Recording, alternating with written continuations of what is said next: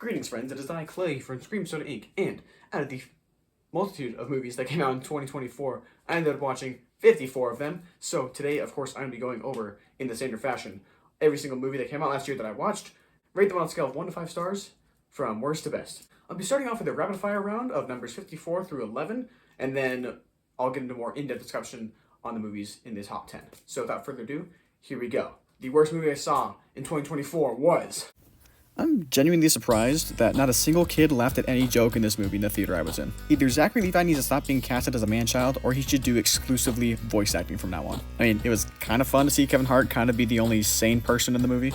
The only thing I liked about this movie was Santa's reindeer. They looked so cool. I don't know, this feels like a random-ass pet movie that got the Garfield name slapped onto it at the last second. The usage of him to Red October in the beginning went so hard. John Cena and Henry Cavill should have kissed. If only the rest of the movie was as good as Justice Smith's speech.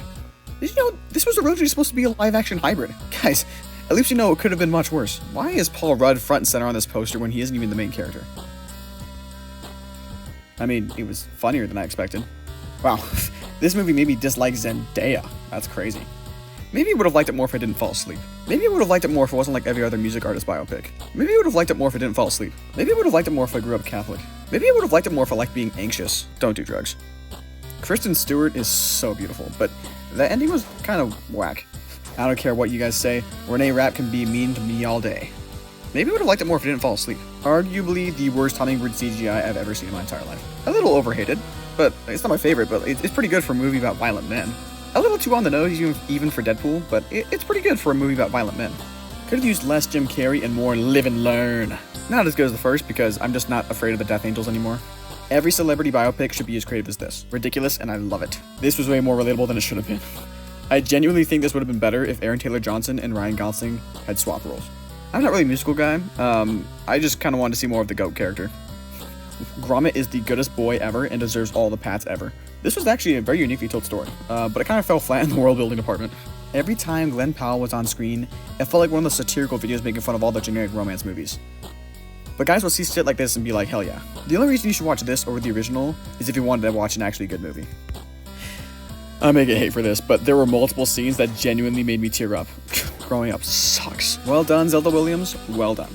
I have no nostalgia for the original, but this was pretty good despite having way too many plot lines. Genuinely chilling at times, but also, too many movie kills were killed in making this movie.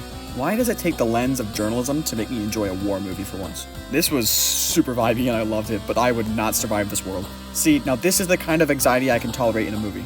I love horror that really just breaks your worldview. I mean, my worldview was broken before this movie, but still. Unsurprisingly patient while still being epic. Sorry for only putting it at number 11, guys. Don't hit me. Number 10. Kingdom of the Planet of the Apes. It's one of the few big franchises that I'm actually okay with them making more of. And no, it's not nowhere near as good as the Caesar trilogy. But I love how it continues its legacy, much like a religion, a modern religion. It's a super fun thing to think about, especially given all we know about this world. Maybe this is ranked a little too high at the moment, but for now, this is a beautiful blockbuster with good enough characters and a super immersive world. So, guys, can we please get Gibbons in the next movie? I would really appreciate it. Number 9. Inside Out 2. Hats off to Pixar for making another emotionally realistic movie. Anxiety is something I deal with more now that I've gotten mostly through my depression of the past.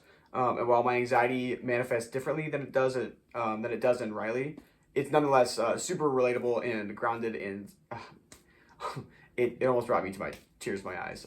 The movie is a safe sequel, but that doesn't mean it can't be good, you know? Number 8. Memoir of a Snail.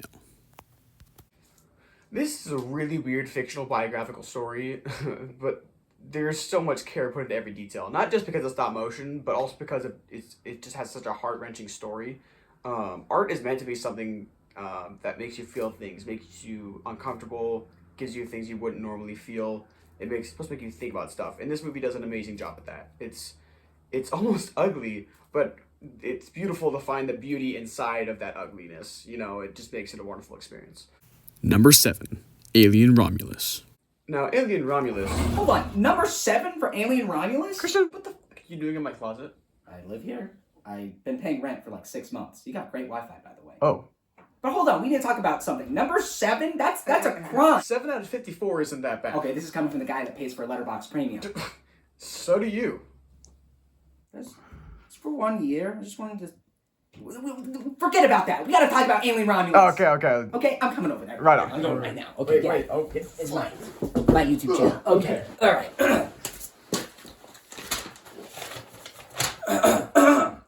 Alien Romulus is a good... This isn't a script. It's my phone.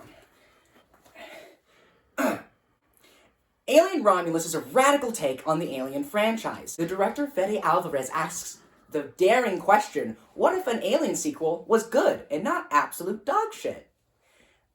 People say it doesn't tread new ground, and to that I say, I concede. That's right. It does it better. Alien Romulus is the sequels and a little bit of the prequels, but better. Okay, but what about the AI of Surian Holm? Okay, I concede on that. That's not the greatest thing, because, AI. At least it was handled right, through the right channels. They signed off on everything. There was a puppet. It was supposed to be a puppet in the first place, so that makes it a little better, I guess. But the saving grace of all of it is the cinematography, all right? Gorgeous, breathtaking cinematography with real sets, mostly. This all combines together to make a mouth-watering picture that makes any filmmaker like me cream their little tighty whities. And the soundtrack, yummy in my tummy wummy.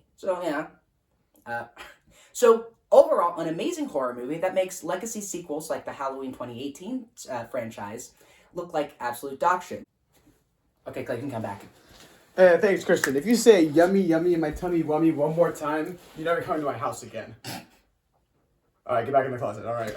Time to stream some porn. No! Well, that was one of the weirdest collaborations I've ever done. Thanks, Christian, for Alien Romulus. Anyways, I do have to agree with most of the stuff that he says. It is a very well-shot movie. The problem is when it comes to my opinion with horror, I'm just not as passionate about it as I could be. A lot of the shots in the movies that were trying to scare me didn't really work on me as well as it wanted it to. Number 6, My Old Ass. I hope my first room trip isn't anything like this. I mean, I just kind of want some visual ideas for what movie I'm writing. Anyways, this was a beautiful slice of life movie. It just had an amazing design and heartwarming story, and it kind of reminded me of my sister who moved out to college, and how I'll be moving out soon too. Anyways, this movie it's super comfy, cozy, and I like it, and it makes me feel just really safe, and I don't know why, but it's really good. Number 5, Furiosa, a Mad Max saga. Oh, this was metal, dude. Oh my goodness. I usually don't think we need prequels, but with the world as witness-worthy as this, and with the character as mysterious Furiosa, I'm glad this was made. I'm also usually not a big fan of revenge stories, but seeing Anya Taylor-Joy get revenge on Chris Hemsworth is so freaking cool. The cinematography, of course, is wonderful. I do think there were some shots that are a little more CGI than I kind of wished, but George Miller's getting old. It's just nice to see him make something big like this again, since Mad Max Fury Road is one of my favorite movies of all time. So this is really cool to see something cool and big like that again. Number 4, I Saw the TV Glow. Like what I said about Heretic, I like the kind of horror that more kind of tries to break down your worldview, makes you question reality, more than like jump scare or psychological. Maybe this is still psychological. I don't know. The fear of identity, I guess, maybe. The allegories here are very much in the foreground, and while I'm not in that particular target demographic, I really empathize with the struggle of not knowing who you are or where you are or what you're doing, and it kind of just fried my brain. I had to sit in the theater for a bit afterwards to figure out where I was. It was a trippy movie, and I like movies that give me that kind of real visceral emotional reaction. Number 3, Transformers 1. Okay, I've always been a huge Transformers fan. They're cars and robots and a fidget toy. What more could you ask for? Well, I've been asking for a good Transformers movie since 1986.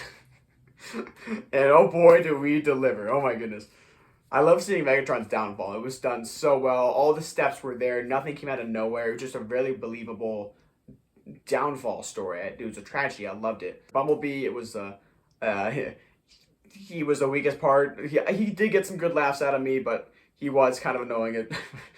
And then, of course, you have the fan service, which it doesn't get better on rewatch, but it doesn't get worse like it does with Marvel movie fan service or Star Wars fan service movies. I really should do an in-depth discussion on all the Transformers movies later, but dare I say, this is the best one we've gotten in a while, and I'm so grateful for that. Number 2, Flow. 1 hour and 25 minutes of a cat being displaced by a global flood. Okay, and he gets to meet a capybara and a golden retriever and a lemur and a secretary bird. And the best part of it is none of them talk. Okay, this 85-minute movie of these animals and none of them speak, and I freaking love it. There's so much you can tell about the story through just visuals. You don't need dialogue to tell a good story. I wish more movies like this were being made and everyone went to go see them, because indie animation is so freaking cool. This movie deserves every accolade it receives. Number 1. The Wild Robot. Wow. I don't even know what to say. I relate to this movie so much, especially to Roz. I sometimes feel misplaced. I feel robotic. I feel like I'm not understood. But seeing her make unconventional friends with animals, I relate to that. Animals are something that would be weird if they were all friends, but that doesn't matter. What matters is you found someone who understands you. Many of my friends are hard to understand, and I have a hard time understanding them, but I feel like they do know me and I know them, and this movie is so comforting in that regard. Top it all off with some of the best animation ever put to screen, and then a beautiful score and mature tone about the circle of life. Wow, you just have an amazing movie. I really hope DreamWorks gets the Oscar this year. Give it The Wild Robot. We haven't had a win since 2001, guys. It's a beautiful film, and I'm so glad I got to see it in theaters. But yeah, that's my list of 2024 movies ranked, guys. I hope you did enjoy. Listen to my opinions. Feel free to tell me your favorites in the comments down below. Blah, blah, blah, blah, blah. But that's it. Yeah, have a good one, guys. Thanks. Peace out. Drink water. Stay stellar. And spread the love. What a lovely day.